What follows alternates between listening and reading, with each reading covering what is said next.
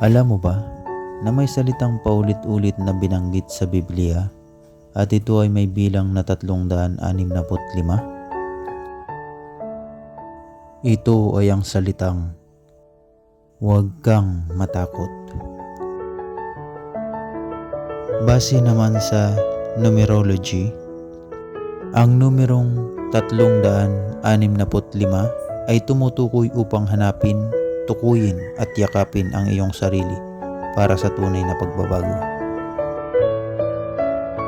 Di ka rin ba nagtaka na sa loob ng isang taon, mayroon din tayong 365 araw?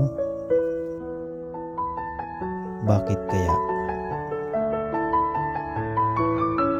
Dahil ipinapakita ng tunay at totoong Diyos na dakila ang kanyang wagas na pag-ibig upang punuin tayo ng pag-asa, biyaya at pagpapala sa pang-araw-araw nating pamumuhay.